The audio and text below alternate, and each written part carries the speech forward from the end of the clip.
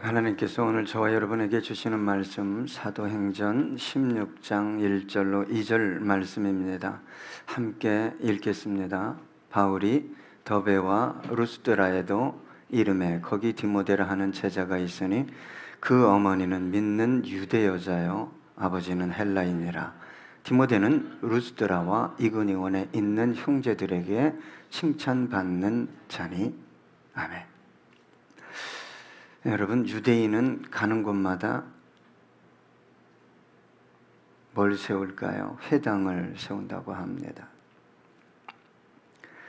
우리 한국인들은 가는 곳마다 요 근래 들어서 세계 곳곳에 교회를 세운다고 하여 한국 사람이 가는 곳에 반드시 교회가 있습니다. 아마도 우리 그리스도인들이 가장 존경하는 분은 물론 예수님이지만 그 다음으로 존경하고 닮기 원하는 분이 있다면 사도 바울일 것입니다. 사도 바울은 복음을 전했을 뿐만 아니라 가는 곳마다 교회를 세웠습니다. 그래서 사도 바울은 이 일을 함께 하기 위해 동역자를 찾았습니다. 바울의 동역자는 반드시 복음을 알아야 합니다. 주님을 믿어야 할 뿐만 아니라 주님의 제자이어야만 했습니다.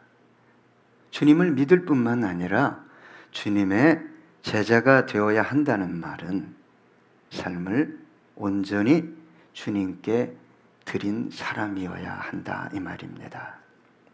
그런데 여러분, 사실 복음, 십자가의 은혜를 바로 알게 되면 누가 강요해서가 아니라 자신 스스로 제자의 길을 걷게 됩니다. 그것이 살아있는 복음의 능력입니다. 왜 그렇게 할까요? 복음을 위해 사는 것 외에 더 가치 있고 영광스러운 것이 없기 때문입니다. 그런데 주님께서 전도대를 파송할 때 70인 전도대를 파송할 때 혼자 보내지 않았어요. 가는 곳마다 둘씩 보냈습니다. 그리고 잠언서에 보면 삼겹줄은 잘 끊어지지 않는다 라고 기록되어 있습니다. 여러분, 혼자 기도하는 것보다 더 큰 하나님의 능력을 경험하기 원한다면 둘이 기도해야 합니다. 둘보다 셋이 기도하는 것이 더 큰 능력이 드러나게 된다고 성경은 말하고 있습니다. 물론 혼자 깊이 기도를 드릴 때도 있어야 합니다. 그러나 주님께서도 너희가 합심해서 기도하면 내가 너희를 위해 응답해 주시겠다고 말씀하셨어요. 여러분, 국가가 전쟁 중에 있을 때 모세가 기도했어요. 모세가 손을 들면 이기고 손을 내리면 전쟁에서 패했어요. 근데 사람이라 피곤했어요. 그래서 가장 곁에 있는 아론과 훌이 모세의 손을 들어줬어요. 성경을 자세히 보면 모세가 서 있었을까요? 앉아 있었을까요? 앉아 있었어요. 옆에서 손을 든 아론과 훌은 앉아 있었을까요? 아니요, 서 있었어요. 여러분, 혼자 기도하면 지칩니다. 그러나 기도의 동역자가 둘, 셋 있으면 내가 기도하기 싫을 때라도 몸이 좀 말을 안 들을 때라도 억지로 나오다 보면 은혜를 주시는 그런 경험을 할 때도 있습니다. 여러분, 다니엘도 혼자 기도하지 않았어요. 다니엘의 기도 동역자가 3명 있었어요. 사드락과 메삭과 아벳느고입니다. 바울도 기도의 동역자가 많았지만 그 대표적인 사람이 바울과 실라죠. 함께 기도하니까 빌립보 감옥이 옥토 전체가 흔들리고 옥문이 열리고 죄수들의 착고가 다 풀어지는 역사가 나타났습니다. 여러분, 우리 주님도 제자들과 함께 기도하길 원하셨을까요? 마태복음 26장 40절로 41절 보니까 제자들에게 오사 그 자는 것을 보시고 베드로에게 말씀하시되 너희가 나와 함께 1시간도 이렇게 깨어 있을 수 없더냐. 시험에 들지 않게 깨어 기도하라. 마음에는 원이로되 육신이 약하도다 하시고. 여러분, 우리 주님도 가장 고통스러울 때 십자가의 길을 걷기 직전에 제자들과 함께 기도하길 원하셨어요. 저와 여러분에게도 기도의 동역자, 복음의 동역자, 함께 웃고 고민하고 기도하며 함께 기뻐할 수 있는 신앙의 동역자가 있어야 합니다. 여러분, 한번 생각해 보세요. 지금 누가 나의 신앙의 동역자일까? 누가 그렇게 나의 동역자가 돼줄까? 여기까지만 생각하면 하수입니다. 내가 누구의 동역자가 돼줄까? 그 생각을 하는 저와 여러분 되기 원합니다. 전도서 4장 11절로 12절 보니까 또 두 사람이 함께 누우면 따뜻하거니와 한 사람이면 어찌 따뜻하랴. 한 사람이면 패하겠거니와 두 사람이면 맞설 수 있나니 세 겹줄은 쉽게 끊어지지 아니하느니라. 그래서 사도 바울은 항상 가는 곳마다 복음을 전하고 교회를 세우고 또 기도했지만 동역자를 찾았어요. 누가 복음의 동역자가 될 수 있을까? 오늘 본문 1절에 보니까 이렇게 기록되어 있습니다. 바울이 더베와 루스드라에도 이름에 거기 디모데라 하는 제자가 있으니 그 어머니는 믿는 유대 여자요 아버지는 헬라인이라. 자, 디모데라는 청년은 바울이 제1차 선교 여행을 통해 복음을 전할 때 복음을 받아들인 청년입니다. 그런데 오늘 본문은 바울의 제2차 선교 여행 기간이었어요. 그런데 이 기간, 1차와 2차의 기간은 약 2년이다. 어떤 분은, 어떤 학자는 1년이다. 길게는 3년이다.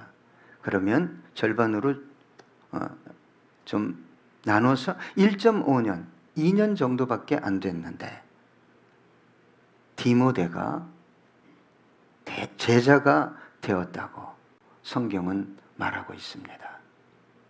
성경에 디모데가 제자다 라고 말한 것은 상당히 준비되어진 제자라고 우리가 추측해 볼 수 있습니다.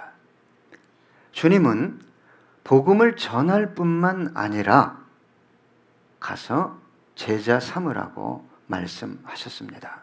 저와 여러분은 예수를 믿을 뿐만 아니라 예수님의 제자가 되어야 합니다. 더 나아가 저와 여러분은 누군가를 제자 삼아야 합니다. 제자는 자신이 원하는 대로 사는 사람이 아니라 주님께서 원하는 대로 사는 사람입니다. 디모데후서 2장 4절 보니까 병사로 법무하는 자는 자기 생활에 얽매이는 자가 하나도 없나니 이는 병사로 모집한 자를 기쁘게 하려 함이라. 저와 여러분을 병사로 제자로 부르신 분이 누구십니까? 우리 주님입니다. 그 주님의 기쁨을 위해 저와 여러분은 살아가야 하는 것입니다. 그런데 여러분, 디모데가 주님의 제자가 되기까지 누구의 영향력이 가장 컸을까요? 물론 사도 바울입니다. 그러나 사도 바울은 1차 전도 여행 중에 복음을 전하고 짧은 기간 복음을 전하고 다른 곳으로 이동했습니다. 그런데 오늘 본문 1절에 보면 디모데의 어머니를 소개하면서 이렇게 성경은 기록하고 있습니다. 믿는 유대 여자다. 디모데의 어머니를 소개하면서 성경은 믿는 유대 여자다. 다시 말해 디모데의 올곧은 신앙, 주님의 제자가 될 수밖에 없도록 양육한 분은 가장 큰 영향력을 발휘한 사람은 디모데의 어머니였을 것이다. 추측할 수 있습니다. 디모데후서 5장 1절, 디모데후서 1장 5절에 보니까 이는 내 속에 거짓이 없는 믿음이 있음을 생각함이라. 이 믿음은 먼저 내 외조모 로이스와 내 어머니 유니게 속에 있더니 내 속에도 있는 줄을 확신하노라. 여기서 포인트가 뭐냐? 거짓이 없는 믿음이에요. 여러분, 자기 스스로 속습니다. 나는 돈에 대해서 자유합니다. 들추어 보면 거짓말이에요. 나는 누가 인정하는 거에 대해서 자유롭습니다. 아니다 이 말이에요.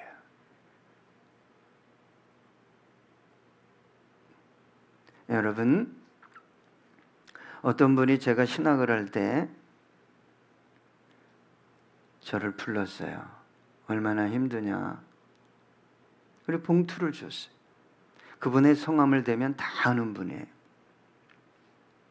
봉투에 그때 당시에 좀 괜찮게 큰 돈이었어요. 저는 그 사람을 다시 찾아가지 않았습니다. 싫어서가 아니라 제 신앙 양심이 걸리는 거예요. 너 사람 자꾸 찾아가지 마라.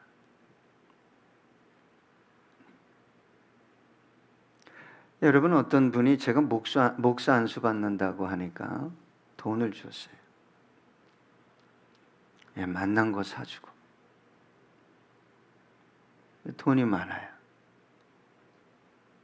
이게 이상하다. 기도했어요. 그런 감동이 왔어요. 11조를 가지고 수입이 많으니 이 사람 저 사람, 이 목사 저 목사 나누어 준다. 다시 안 찾아갔어요.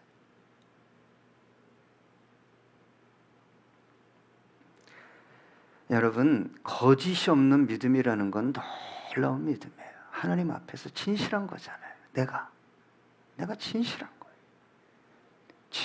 어떻게 하면 주님이 원하는 나로 살아갈 수 있을까? 이게 거짓이 없는 믿음이에요. 여러분, 저와 여러분이 하나님의 영광을 위해 자기 스스로 세워놓은 모든 계획을, 사실은 정욕으로 세우는 모든 계획을 하나님의 영광이라고 밀어붙이는 분들이 많이 있어요. 저를 포함해서. 저도 그런 과정을 거쳤습니다. 그래서 성령님이라는 것은 오셔서 우리를 방방 뜨게 하는 게 아니라 말씀에 비추어서 나를 보게 하는 거예요. 너 그거 거짓된 거야. 너 그거 고쳐야 돼. 여러분, 디모데가 참 괜찮은 사람이었어요. 그래서 성경은 제자다라고만 말한 게 아니라 사도 바울이 참 나의 아들이다. 나를 꼭 빼어 닮았다. 이 뜻이에요. 믿음의 어머니를 통해 믿음의 자녀들이 탄생하는 것입니다. 여러분, 이삭의 뒤에는 믿음의 어머니 사라가 있었어요. 모세의 뒤에는 그때 당시에 바로가 산에 아이 나오면 다 죽여라 그랬어요. 강물에 던져라. 근데 믿음으로 키웠어요. 그러다가 나중에 이제 울음소리가 너무 커지니까 어쩔 수 없이 강에 띄워보낸 믿음의 어머니 요게벳이 있었어요. 사무엘의 뒤에는 기도의 어머니, 절규하며 통곡하며 금식하며 기도한 한나가 있었어요. 여러분, 우리 자녀들에게 아파트 사주는 게 소원입니까? 사주세요. 필요하면 어떻게 해서든지 좋은 대학에 들어가서 그냥 일평생 그냥 철밥통을 철밥통으로 먹고 살 수 있는 직장을 얻는 게 여러분 우리의 기도의 제목입니까? 그 이상의 것을 여러분 구할 수 있기를 부탁드립니다. 어거스틴은 사도 바울 이후에 최대의 신학자라고 인정받습니다. 탕자였어요. 불륜, 사생아, 그걸 바라보는 어머니 모니카의 마음이 어떻겠어요? 예레미야의 심정으로 기도했어요. 눈물의 어머니라는 칭호를 받았어요. 모니카. 그래서 주님께 돌아오게 된 것입니다. 여러분, 감리교를 세우고 영국의 대각성 운동을 일으킨 요한 웨슬리의 어머니, 자녀가 19명이었어요. 기도로 키웠습니다. 이런 말이 있습니다. 기도하는 백성은 망하지 않는다. 기도하는 어머니의 자식 또한 망하지 않는다라는 말이 있어요. 다른 거 다 해주십시오. 해주지 말라는 것이 아니에요. 그러나 뒤에서 꼭 기도하십시오. 주님 보시기에 아름답게, 세상 사람들 보기에 존귀하게 성장해 갈 수 있도록. 신명기 6장 7절, 내 자녀에게 부지런히 가르치며 집에 앉았을 때에든지 길을 갈 때에든지 누웠을 때에든지 일어날 때에든지 이 말씀을 강론할 것이며, 계속 성경 진리에 근거해서 우리 아이의 가치 체계가 바뀔 수 있도록, 형성되어질 수 있도록 그렇게 가르치라는 거예요. 잠언 22장 6절, 마땅히 행할 길을 아이에게 가르치라. 그리하면 늙어도 그것을 떠나지 아니하리라. 결국 돌아옵니다. 계속 들었던 것이요, 이 영혼 중심에 자리하게 돼 있는 거예요. 예, 가치가 되는 거예요. 너 그렇게 살면 안 돼. 에베소서 6장 4절, 또 아비들아 너희 자녀를 노엽게 하지 말고 오직 주의 교훈과 훈계로 양육하라. 여러분, 거짓이 없는 믿음, 믿음의 어머니. 또 1절에 보면 그냥 스쳐 지나가지 말아야 할 지명이 나오는데 그것이 바로 루스드라입니다. 바울이 1차 선교 여행에서 이 루스드라에서 큰 사건이 벌어졌어요. 나면서 안진뱅이 된 자를 고쳤습니다. 그랬더니 그 주위에 있는 사람들이 바나바는 제우스다, 말을 잘하는 바울은 헤르메스다, 현현했다 하고 막 칭송했어요. 그런데 그것도 잠시 비시디아 안디옥과 이고니온으로부터 온 유대인들이 바울을 시기 질투해서 돌로 쳐 죽였습니다. 그냥 돌로 쳤는데 죽은 줄 알고 버리고 갔어요. 여러분, 루스드라에서 무슨 일이 일어났다고요? 복음을 전하다가 사도 바울이 돌 맞아서 죽을 만큼 엉망이 된 곳이에요. 여러분, 돌에 맞아서 돌을 던진 사람이 죽은 것 같을 정도로 돌을 맞으면 대체 그 고통이 어떤 고통이었을까요? 상상할 수 없는 고통이었을 것입니다. 보통 이런 경우 외상 후 스트레스 장애를 입습니다. 그 상황, 그 사람, 그 장소에 가면 몸이 마비되고 정신이 혼란해지고 이성을 잃고. 여러분, 그런데 그곳에 다시 갔다고 성경은 기록하고 있습니다. 더베와 루스드라에가 아니라 더베와 루스드라에도라고 성경은 강조하며 기록하고 있습니다. 복음에 대한 열정, 영혼 사랑이 그런 장애를 극복하게 한 것입니다. 사도행전 19장 14장 19절로 20절입니다. 유대인들이 안디옥과 이고니온에서 와서 무리를 충동하니 그들이 돌로 바울을 쳐서 죽은 줄로 알고 시외로 끌어내치니라. 제자들이 둘러섰을 때 바울이 일어나 그 성에 들어갔다가 이튿날 바나바와 함께 더베로 가서. 여러분, 돌 맞아서 죽었다고 생각해서 저 외곽 지역에 버렸단 말이죠. 그랬는데 이튿날 다시 일어나서 복음을 전하러 갔어요.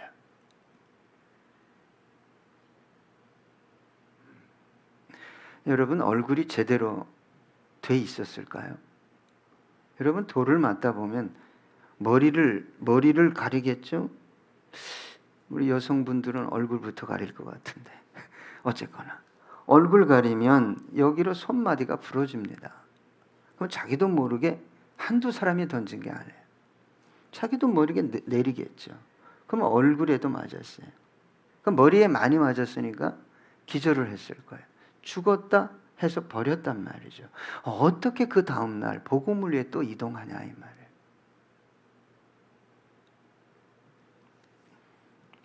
저와 여러분에게는 복음이 뭡니까?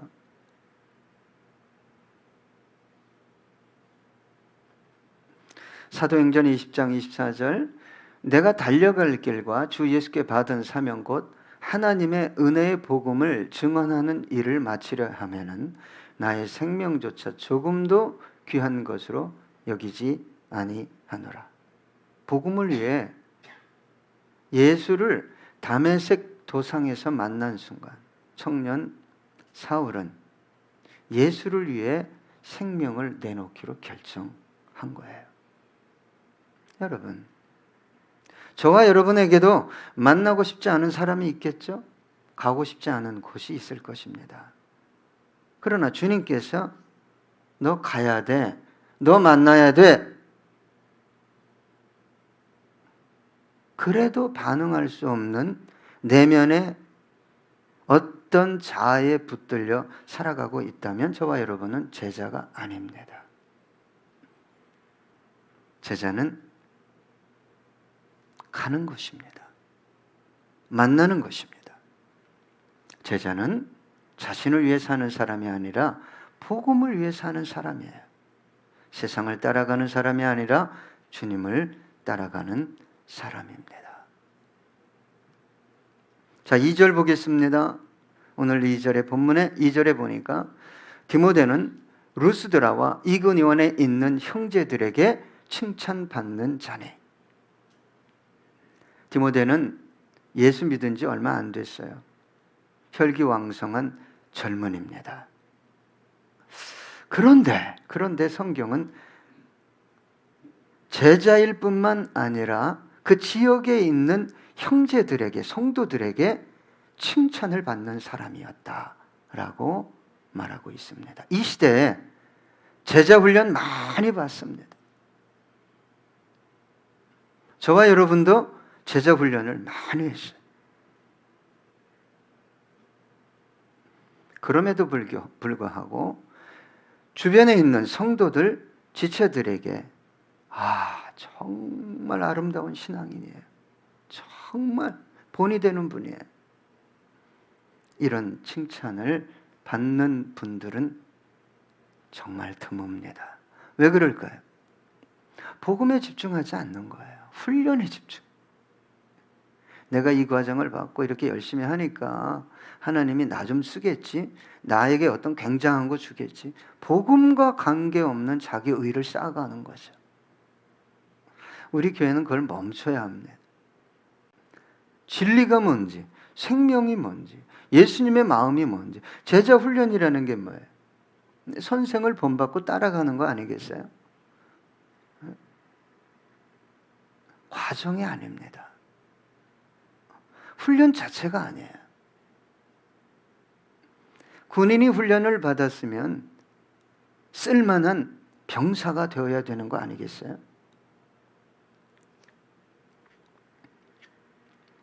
그래서 주님께서 제자와 무리들에게 이렇게 말씀하셨어요. 마가복음 8장 34절 보니까 무리와 제자들을 불러 이르시되 누구든지 나를 따라오려거든 자기를 부인하고 자기 십자가를 지고 나를 따를 것이니라. 그러니까 많은 사람들이 제자 훈련을 통해 은혜를 받았어요. 은혜를 받았대요. 그래서 교회 일도 많이 하고 봉사도 하고 전도도 해요. 그런데 문제가 뭐죠? 시작이 잘못된 거예요. 그러니까 주님을 따라가려거든 너희들 나 따라올래? 그 전제 조건이 너 부인하는 거야. 너를 부인하는 거야. 너를 버리는 거야. 이거부터 가르쳐야 돼요. 나를 잔뜩 품고 그것도 타락한 본성에 근거한 가지고 한 정욕이 이끄는 대로 살아가는 나를 충만하게 품고 제자 훈련을 하면 외형적으로는 하드웨어는 괜찮아지는데 이 소프트웨어가 엉킵니다. 예. 그래서 다운돼요. 아무리 클릭해도 안 뜨죠? 그러면 어떻게 하죠? 리셋해야 돼요. 리셋하려고 그러면요. 사도 바울이 그랬어요. 갈라디아 교회에. 내가 해산하는 수고를 다시 하겠다. 리셋하려고 그러면 어둠의 자아가 견디질 못하고 공격을 해요. 여러분, 칭찬을 받아야 돼요. 우리 교회 함께 10년, 이제 13년 다녔잖아요. 그러면 제 귀에 저 권사님은, 저 집사님은. 그런데 우리가 잘못 알고 있어요. 봉사 많이 하고 뭐 헌금 많이 하고 막 죽으라고 뭐 그냥 이렇게 그냥 교회를 위해서 목사님을 위해서 속이 점점 퇴보되고 부패해 가는데 하지 마세요. 그거 해야 돼요.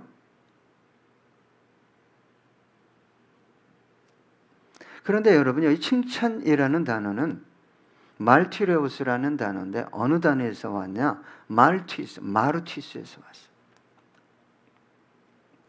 증인이 되다, 증거하다, 증명하다, 확증하다.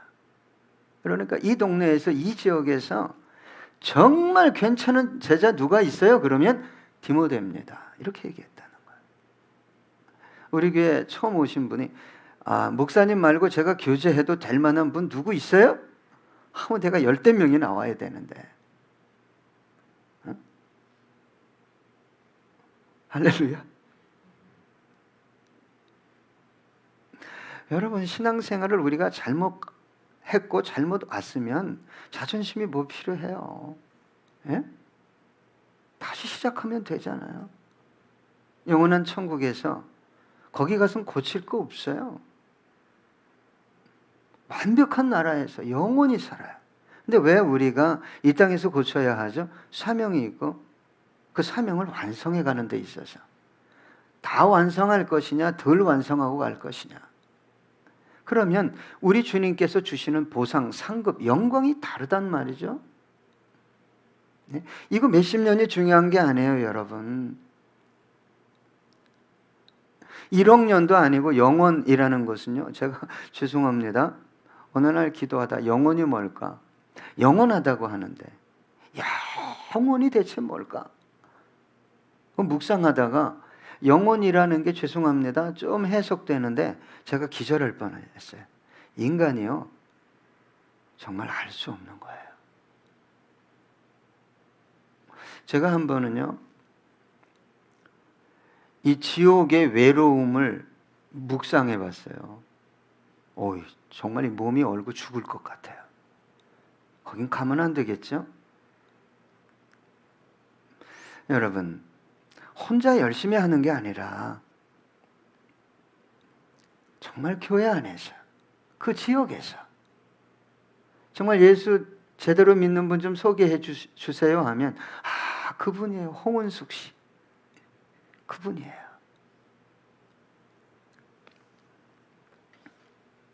그래서 사도 바울이 누굴 알아본 거예요? 디모데를 알아본 거죠. 교회 리더로 세우고 목회자로 세우고 아들 삼고. 여러분, 아브라함은 고향을 떠나 순례자의 삶을 살았잖아요. 가나안에서. 그런데 아내가 죽었어요. 사라가. 땅을 구하려고 하는데 가나안 사람들이 당신은 하나님의 사람입니다. 그냥 쓰세요. 그냥 가지세요. 이렇게 인정받았어요. 초대교회 성도님들은 그리스도인들뿐만 아니라 비그리스도인들에게까지 호감을 받게 했어요. 참 괜찮은 사람들이다. 참 좋은 사람들이다. 여러분, 우리 교회 안에 자신과 하나님만 있는 분들이 자꾸 좀 겸손해지기를 원해요. 자기하고 하나님만 있어요. 이렇게 계속 가면요, 나중에 목사도 없어요. 목사 없죠. 나하고 하나님하고 다 하는데. 위험한 신앙입니다. 그런데 여러분, 정말 나하고 하나님과 교제가 깊습니다 하는 분은 만나면 그 특징이, 성품의 특징이 뭐죠? 겸손해. 어린아이 같아. 에스더처럼. 어린아이 같아. 그래서 다시 말하면요, 하나님께 진정으로 인정받는 사람은 사람에게도, 교회 안에서도 인정받게 돼 있어요. 여러분, 요셉이 어디 가나 인정받았잖아요. 다니엘이, 욥이. 여러분, 제가 부탁드리고 싶은 것은 디모데처럼 복음을 위해 그 지역에 있는 많은 사람들에게 선한 영향력을 끼쳐서 인정받고 그 한 영혼 한 영혼들을 주께로 인도하는 저와 여러분 되기 원합니다. 사도행전 10장 22절, 그들이 대답하되 백부장 고넬료는 의인이요 하나님을 경외하는 사람이라 유대 온 족속이 칭찬하더니 그가 거룩한 천사의 지시를 받아 당신을 그 집으로 청하여 말을 들으려 하느니라 한대. 환상까지 보여주시고 베드로가 가서 말씀 전할 때 집단적으로 성령을 받는 은총을 받게 됩니다. 로마서 16장 3절로 4절 보면 너희는 그리스도 예수 안에서 나의 동역자들인 브리스가와 아굴라에게 문안하라. 그들은 내 목숨을 위하여 자기들의 목까지도 내어놓았나니 나뿐 아니라 이방인의 모든 교회도 그들에게 감사하느니라. 정말 제가 우리 교회 안에서 이분은 정말 깊이 교제하셔도 됩니다. 그렇게 편한 마음으로 여러분을 소개할 수 있는 그런 자리까지 가는 우리 주성김교회와 저와 여러분 되기 원합니다. 기도하겠습니다.